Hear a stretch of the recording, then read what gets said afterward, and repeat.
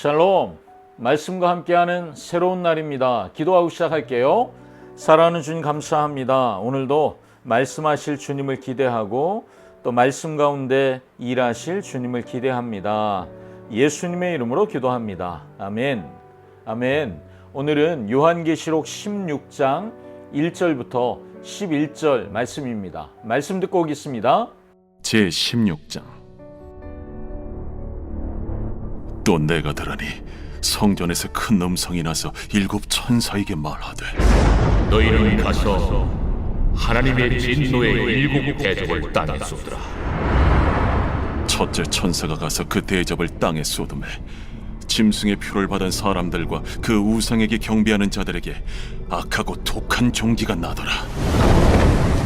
둘째 천사가 그 대접을 바다에 쏟음에 바다가 곧 죽은 자의 피같이 되니 바다 가운데 모든 생물이 죽더라. 셋째 천사가 그 대접을 강과 물 근원에 쏟음에 피가 되더라.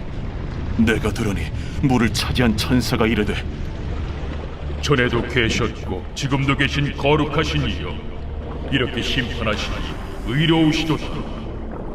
그들이 성도들과 선지자들의 피를 흘렸으므로 그들에게 피를 마시게 하신 것이 합당하니이다. 또 내가 들으니 제단이 말하기를, 그러하다. 주 하나님 곧 전능하신 이시여, 심판하시는 것이 참되시고 의로우시도다.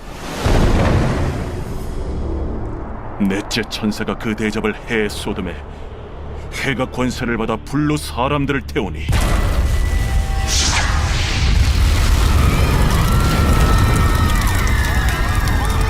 사람들이 크게 태움에 태워진지라.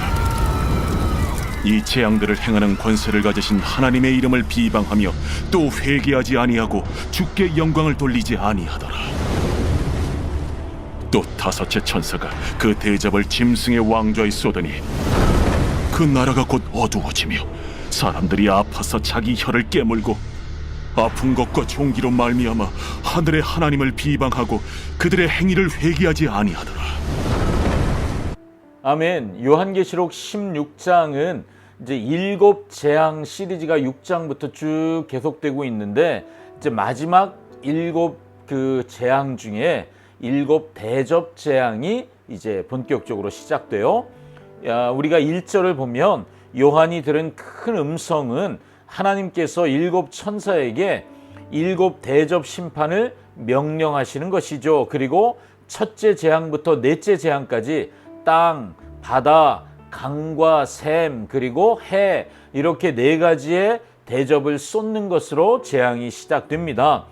셋째 재앙이 끝난 후에 천사의 입을 통해 선포되는 말씀을 우리가 좀 기억할 필요가 있을 것 같습니다. 6절에 말씀하시기를 그들에게 피를 마시게 하신 것이 합당하니이다.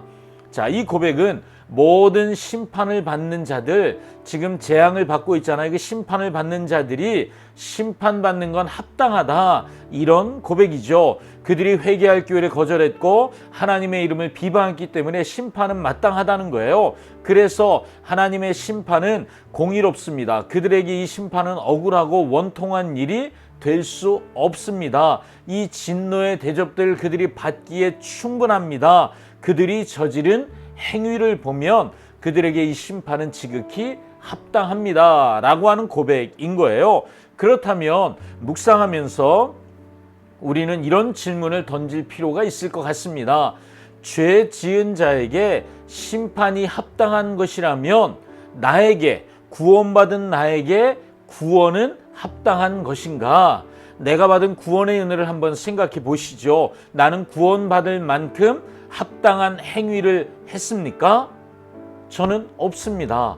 나는 내가 구원받을 만한 합당한 행동을 한 적이 없습니다. 그런데 내 삶에서 죄를 깨닫게 하시고 또 깨진 마음으로 하나님 앞에 나가 나의 구원을 요청할 수 있었던 것은 오직 하나님이 내게 주신 기회였을 뿐입니다. 만일 공의의 심판이 심판받는 모든 사람에게 합당하다면 나도 그 심판에서 예외가 될 수 없는 사람이라는 것, 이거 분명한 사실이에요.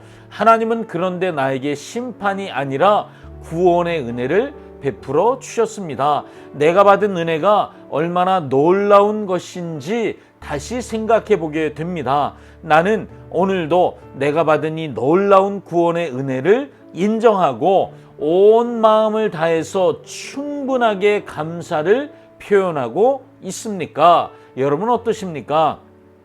6절에 이 물을 주관하고 대접재앙을 진행했던 천사의 고백 중에 그들이 성도들과 선지자들의 피를 흘렸으므로 이런 재앙을 받는 것이 합당하다, 이런 고백이 있거든요. 그들의 심판은 합당하다는 거죠. 레위기 4장 7절에 보면 제사장들이 동물을 잡아 제사를 드리면서 피를 번제단 아래에 쏟았다, 이런 내용이 나옵니다. 동물을 잡아 제사를 드릴 때 제사장이 그 피를 성소에 휘장이 뿌리고 회막안 향단불에 피를 발랐습니다. 근데 피가 남는 거예요. 그 남은 피를 번제단 아래에 쏟았습니다. 피는 생명이기 때문에 제사를 드리는 사람이나 제사를 집례하는 제사장이 절대 먹을 수 없었기 때문이죠. 요한은 이 레위기의 제사 이야기를 잘 알고 있는 사람입니다. 그래서 도미티안 황제의 핍박 때문에 예수님을 믿고 복음을 전하다가 순교한 사람들이 너무 많았거든요. 요한은 제단 아래 있는 그 순교자들에 대해서 그 피가 거기 뿌려졌다는 거죠. 제단 아래 뿌려졌습니다. 근데 그들이 하나님이 받으신 제물이 됐다는 거죠. 이 레위기의 말씀을 통해 그렇게 해석하는 거예요. 그들을 하나님의 말씀으로 위로하고 있습니다. 제단 아래 죽임당한 영혼들, 순교자들은요, 하나님께 드려진 귀한 제물이 되는 것이죠. 그들이 흘린 순교의 피는 절대 헛되지 않을 것입니다. 로마 황제를 숭배하지 않고 예수님을 나의 주, 나의 하나님으로 믿음으로 고백했던 순교한 사람들을 통해서 하나님이 이루실 일이 있다는 거죠. 그건 바로 제단 아래 있는 순교자들을 통해서 로마 제국을 구원하시는 일입니다. 그리고 300년이 지나지 않아 로마 제국이 하나님의 구원을 경험하게 되죠. 예수님의 십자가 죽음, 그 화목제물로 드려지신 거잖아요. 온 인류가 예수님의 십자가의 죽음에 그 피 흘림을 통하여 구원받은 하나님의 백성들 되었잖아요. 그것처럼 하나님은 순교자들의 피를 잊지 않으시고 그들의 피를 통해 로마 제국을 구원하시려고 하시는 것, 그것을 요한이 놓치지 않고 표현하고 있습니다. 나 된 것은 하나님의 은혜입니다. 누구의 고백이죠? 사도 바울의 고백입니다. 그리고 이것은 정당한 고백입니다.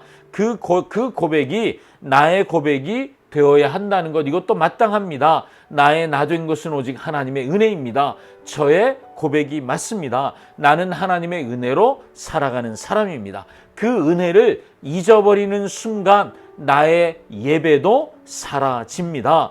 예배를 잊지 않는 사람들은요, 나의 주, 나의 하나님을 믿음으로 고백하고 하나님만 예배하기로 선택한 사람들, 하나님은 그들을 통해서 마땅히 심판받아야 할 사람들에게 다시 구원의 은혜를 경험할 그런 기회를 주십니다. 나를 구원하신 그 은혜는 나의 예배를 통하여 예배하지 않는 땅으로, 그리고 예배하지 않는 사람들에게 흘러가게 되는 것입니다. 내 삶에서 예배가 사라지는 것은 내가 받은 구원의 은혜의 감격을 잊어버렸기 때문입니다. 내가 기억해야 할 것은 내가 얼마나 존중받아야 할 것인가, 이걸 기억해야 하는 것이 아니라 내가 얼마나 죄인이었고 내가 그 죄를 깨닫는 것이 또한 얼마나 상상할 수 없는 은혜의 기회를 붙잡은 것인지, 내가 죄를 깨달았다는 것만으로도 얼마나 놀라운 은혜 가운데 거한 것인지 그걸 아는 것, 깨닫는 것, 그것이 내가 기억해야 할 일입니다. 내가 은혜를 기억해야 내가 받은 구원의 감격으로 예배할 수 있습니다. 예배하는 삶, 그것이 하나님 나라를 누리는 삶입니다. 또한 하나님 나라를 빼앗기지 않는 방법, 그것이 내가 받은 은혜를 기억하고 예배할 줄 아는 삶입니다. 오늘도 여러분의 예배는 멈추지 않으십니까? 여러분의 예배가 식지 않고 있습니까? 그렇다면 나는 구원받은 그 은혜를 기억하는 사람입니다. 그런데 뒤집어 나의 예배가 식고 있습니까? 나의 예배가 멈추고 있습니까? 그럼 여러분 한번 묵상해 보십시오. 나는 내가 구원받은 이 은혜와 감격을 얼마나 잘 기억하고 있는가 말이죠. 기도하겠습니다. 하나님, 오늘도 말씀을 통하여 내가 얼마나 놀라운 은혜를 받은 사람인지 깨닫게 해주시니 감사합니다. 심판받는 사람들이 심판받아 마땅하고 합당하다라고 하는 고백을 할 수 있으려면 주님, 내가 얼마나 놀라운 은혜를 경험하고 구원받은 사람인지도 똑같이 기억돼야 합니다. 오늘 내가 하나님의 사랑으로 구원받은 하나님의 자녀됨을 잊지 않도록 말씀으로 가르쳐 주셔서 감사합니다. 그 은혜를 기억하며 이 하루를 살아내겠습니다. 예수님의 이름으로 기도합니다. 아멘. 아멘. 오늘도 말씀과 함께 말씀을 붙잡고 행복한 하루를 사십시오. 샬롬.